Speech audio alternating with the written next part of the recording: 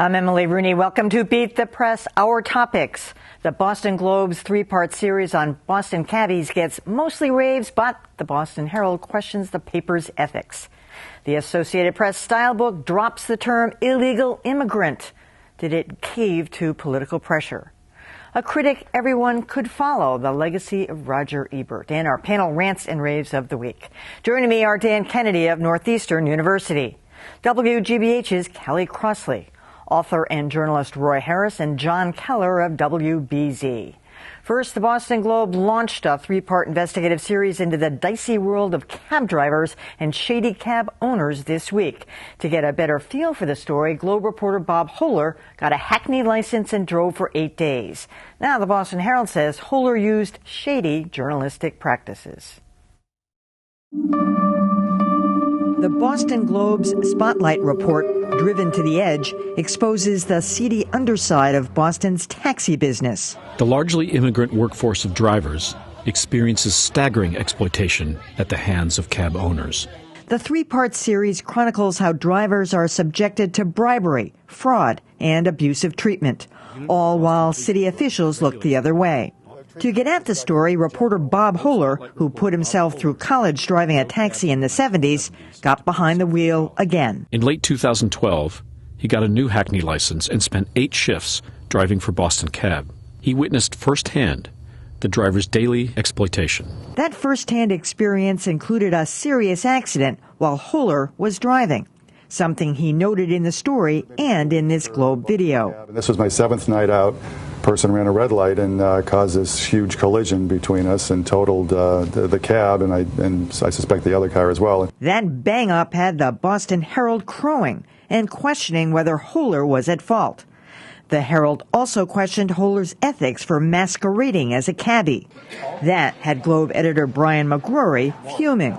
We didn't masquerade as anything. We went out and got our Hackney license. Boston PD knew Hohler was a Globe reporter when he went out and got his license. He listed his company when he went and rented a car off of Boston Cab, and he let passengers know what it was he was doing. And if there was any masquerade, McGrory says it was on the Herald's front page. I just find it utterly reprehensible that an opposing newspaper could concoct these artificial issues around what I think most people, virtually all people in this town, understand was an important series in the life of Boston. You might call that a fare evasion.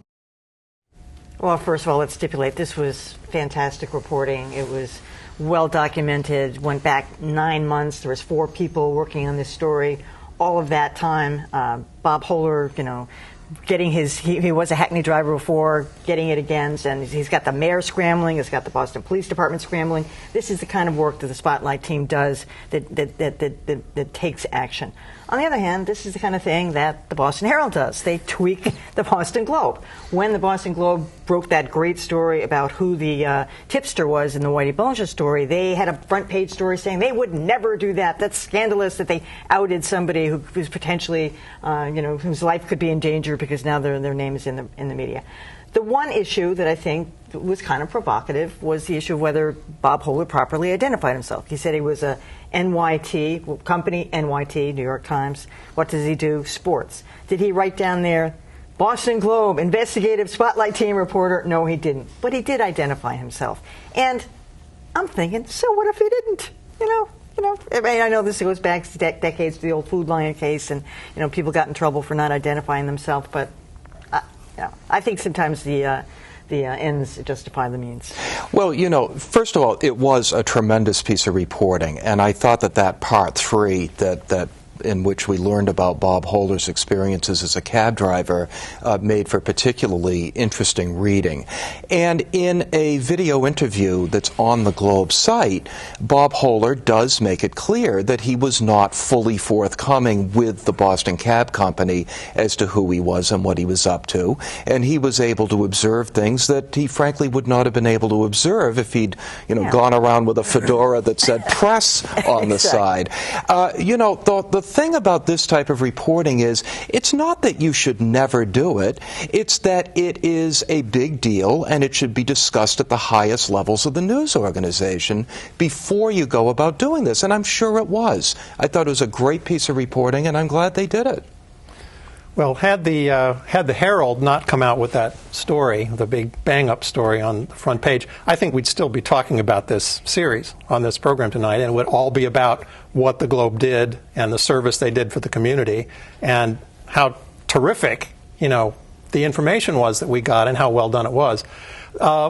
In that case, probably, I think we would also be talking about the undercover aspect of it because it's a fascinating area of journalism. It has to be done very carefully. You have to cross the T's properly and dot the I's. When the Washington Post did their wonderful stories on Walter Reed, the reporters, Ann Hull and Dana Priest, went to Walter Reed.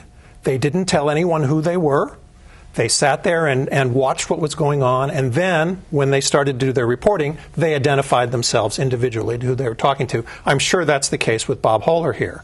He was there watching what was going on, but for interviews, anybody that's going to be in that story, he identified himself. He followed all the rules. I think the Globe followed all the rules, and it made the story, as Dan said, I think much, much better. So that's my basic view on all of this. I think the Herald definitely is living up to the Herald's name.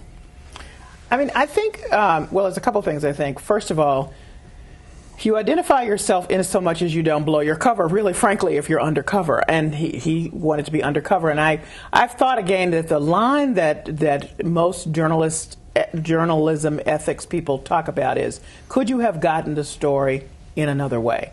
So if we think about that, what would be lost if Bob Holler had not gone undercover? Well, we wouldn't know about the money exchanging hands with the dispatcher. We wouldn't know about, some of the fears of the cabbies about being afraid to say anything, about being shortchanged. I mean, there's a lot of stuff that just wouldn't come out.